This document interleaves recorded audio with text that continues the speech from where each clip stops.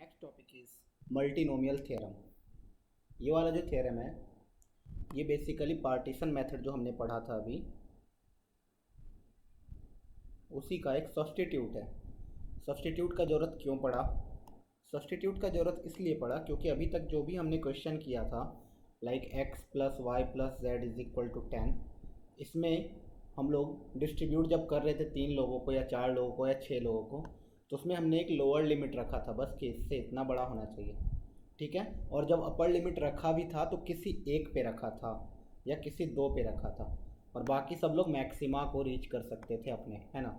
मतलब जब partition method में डिस्ट्रीब्यूशन होता था उसमें कोई भी एक पर्टिकुलर पर्सन को चूज़ किया जाए तो वो जीरो से ले करके मैक्सिमम नंबर ऑफ ऑब्जेक्ट्स जितने हैं वो टोटल में से कुछ भी ले सकते थे डिस्ट्रीब्यूशन में।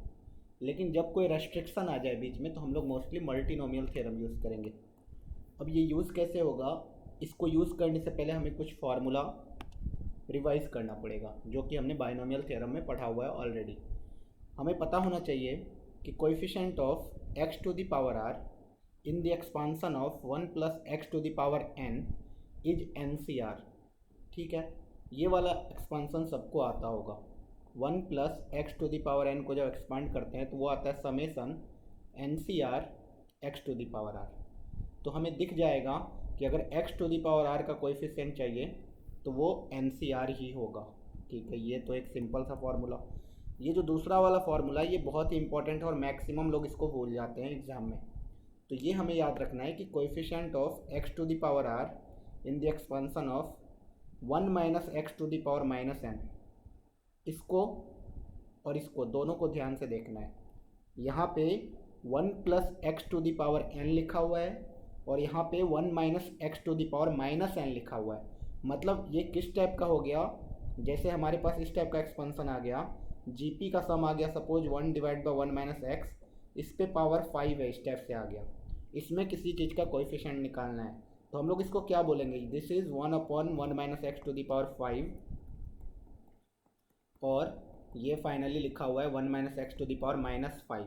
अच्छा, अब इसमें किसी भी चीज़ का कोएफिशिएंट निकालना है, suppose coefficient of x to the power 4 निकालना है इसमें, तो हम लोग क्या बोलेंगे, n के प्लेस पे क्या है हमारा 5, r के प्लेस पे 4, x टू द पावर 4 का कोएफिशिएंट चाहिए 1 minus x to the power minus 5 में, तो आंसर होगा n plus r minus 1 c r, n plus r minus 1, n plus r minus 1 c r, ये आंसर होगा हमारा, ठीक है।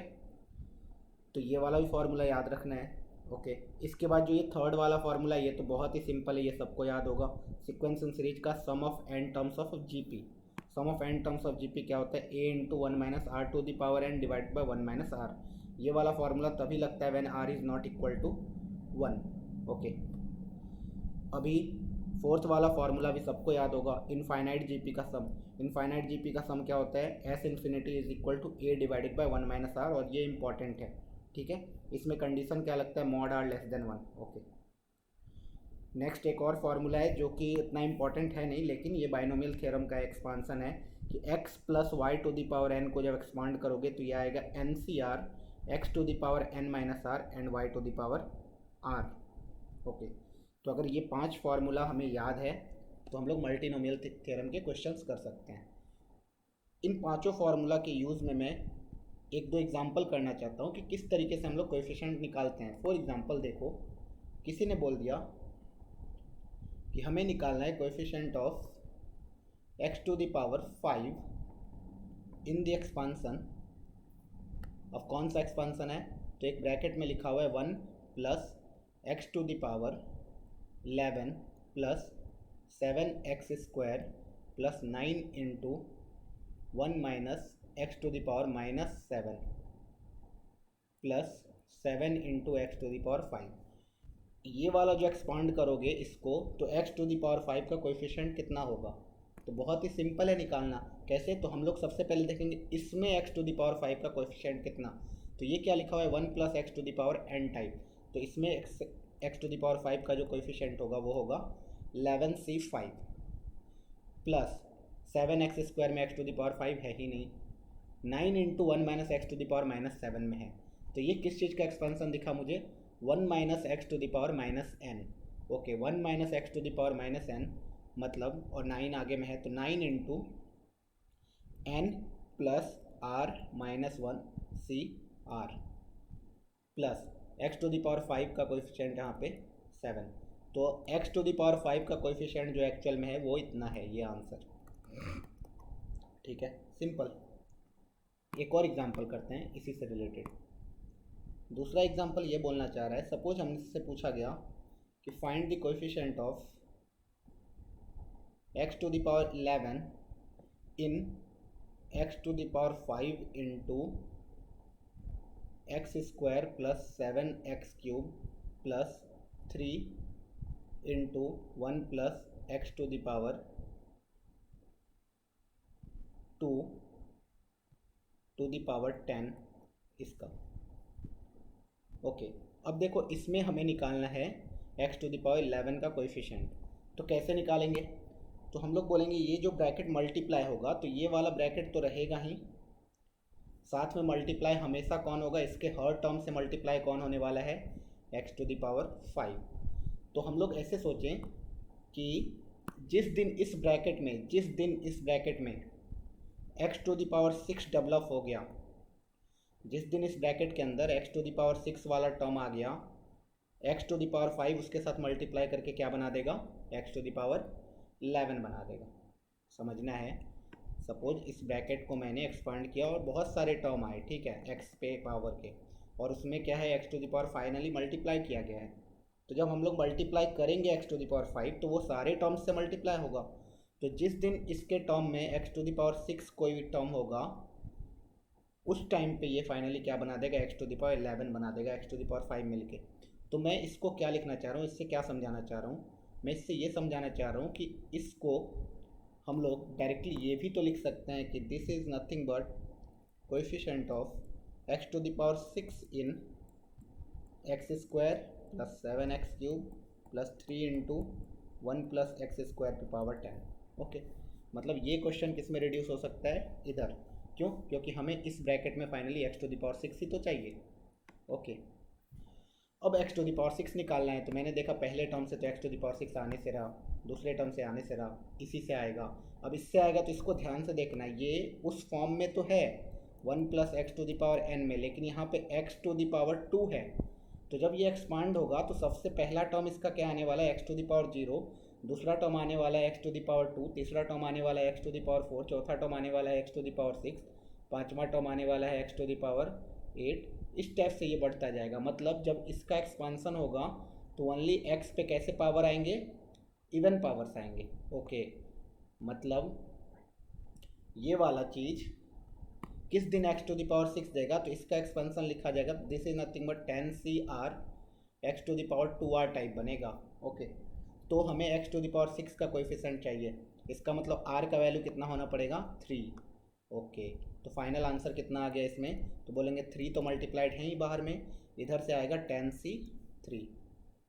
तो एक्स टू द पावर 6 का कोएफिशिएंट इसमें कितना होगा, 3 इंटू 10C3। एक और एग्जांपल करते हैं। एक और एग्जांपल किया, एग्जांपल नंबर 3। इसमें मैंने क्या बोला, सपोज हमें निकालना है coefficient of x to the power 5 in 1 plus x square plus x cube plus x to the power 5 पे पावर 2। ओके, इसको ध्यान से देखो, ये मल्टीनोमियल थ्योरम से कोएफिशिएंट निकाल सकते हैं, लेकिन हम लोगों ने इसको ध्यान से देखा, ये एक जीपी का सम लिखा हुआ है बेसिकली। तो बहुत लोग क्या करेंगे, ये जीपी का सम है तो a into 1 minus r to the power n, और n कितना है 6 डिवाइडेड बाय 1 माइनस एक्स का होल स्क्वायर लिखा हुआ है। So this is nothing but 1 minus x to the power 6 पे power 2 into 1 minus x to the power minus 2। अब इसमें तुम finally x to the power 5 का कोएफिशिएंट निकालोगे, लेकिन थोड़ा सा इसमें क्या हो जाएगा, मेहनत लगेगा। कैसे मेहनत लगेगा, मैं निकाल के एक बार दिखा रहा हूँ। मेहनत कैसे लगेगा, तो मैं क्या करूँगा, इस ब्रैकेट को ओपन करूँगा तो ये a square plus b square plus 2ab, a square, चलो माइनस 2ab लेते हैं, minus 2ab plus b square जो कि आने वाला है finally x to the power 12। Okay,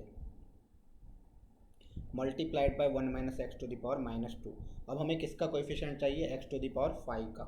x to the power 5 का कोएफिशिएंट चाहिए अगर, तो हम लोग क्या करेंगे?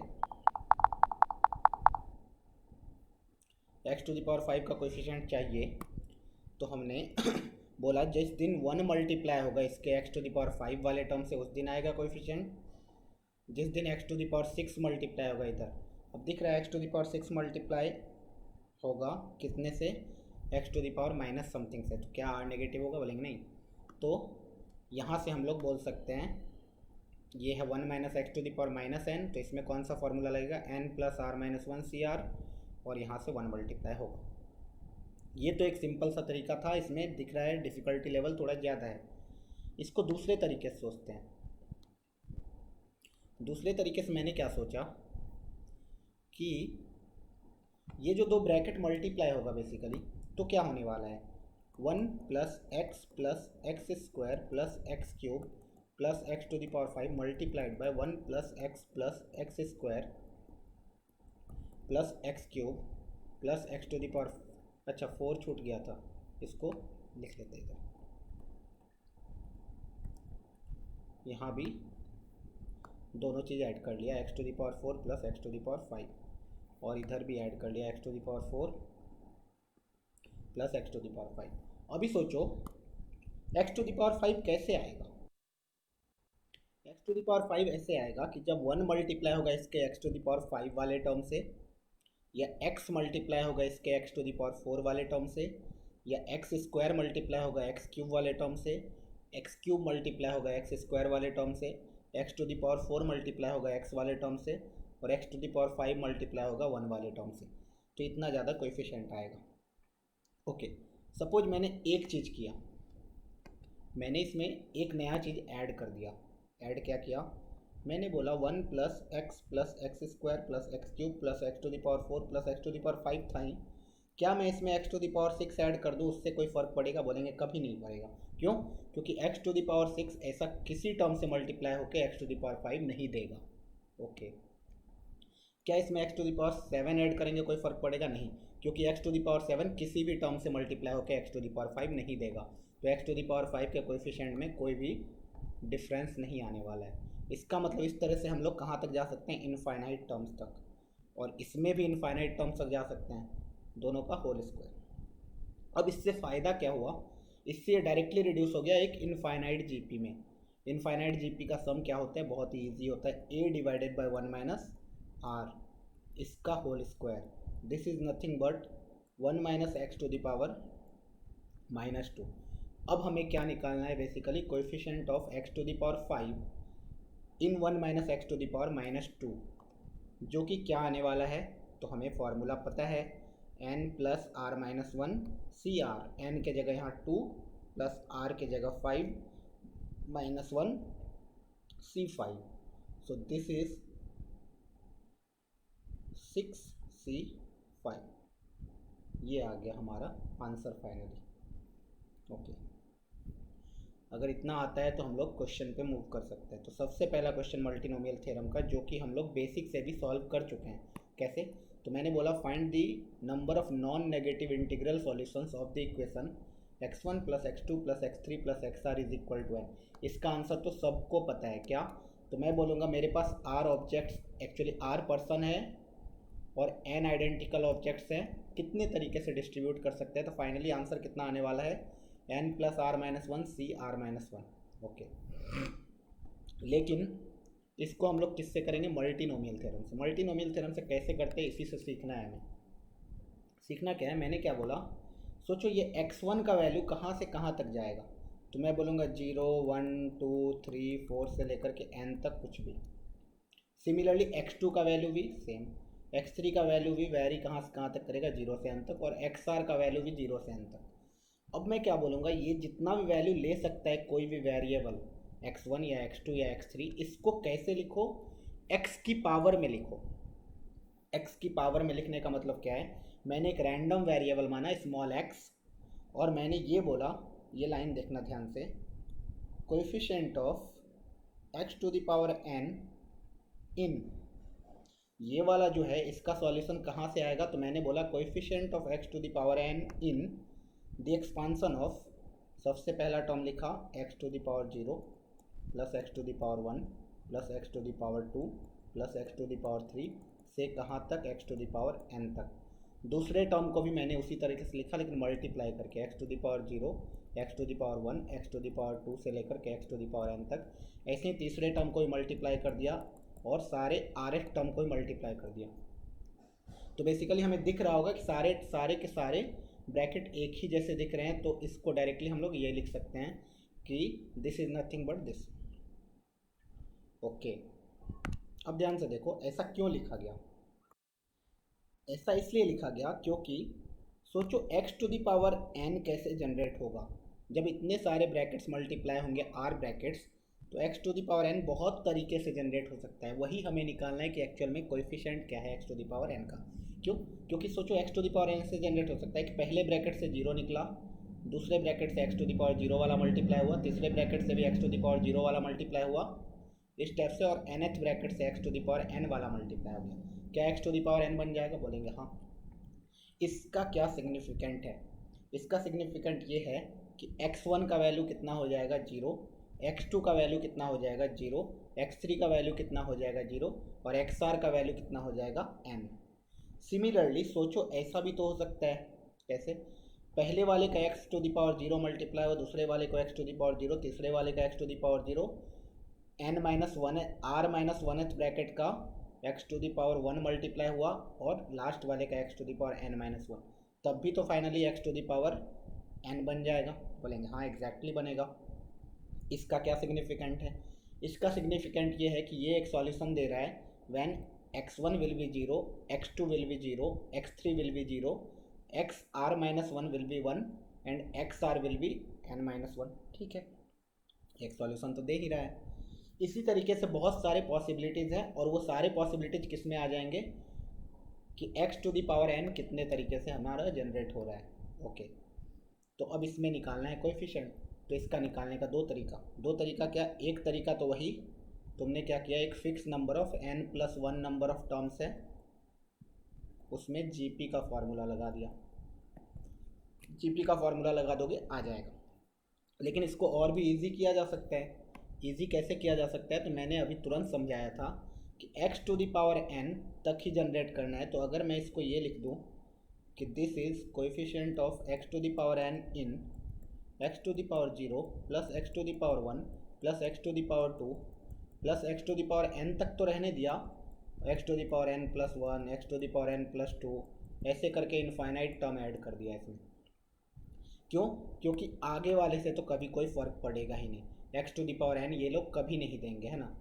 ओके तो ये लोग जब कभी देंगे ही नहीं x to the power n, तो बात सिंपल हो गया, ये तो एक इनफाइनाइट जीपी हो गया। इस इनफाइनाइट जीपी का सम कितना होगा? First term is x to the power 0 1 होता है, तो a divided by 1 minus r का सम, and this is nothing but 1 minus x to the power minus r। Okay, तो फाइनली हमारा क्वेश्चन रिड्यूस होकर इतना बन गया कि coefficient of x to the power n in the expansion of 1 minus x to the power minus r। अब याद करो फॉर्मूला नंबर 2, उसमें ये था कि coefficient of x to the power r in 1 minus x to the power minus n। यहाँ पे बस r और n का प्लेस चेंज हुआ है, तो हम लोग फॉर्मूला क्या याद रखे थे? n plus r minus 1 c r. लेकिन यहाँ पे आंसर क्या आने वाला है? उल्टा, n के जगह पे r आएगा, r के जगह पे n आएगा। ओके, क्यों? क्योंकि यहाँ coefficient of x to the power n निकालना है 1 minus x to the power minus r में, तो वो कितना आने वाला है? तो r plus n minus 1 c r, r की जगह यहाँ n है। ठीक है, this is nothing but n plus r minus 1 c r minus 1। क्यों? क्योंकि n c r is nothing but n c n minus r. तो ये वाला फॉर्मूला हमने अप्लाई कर दिया है यहाँ पे।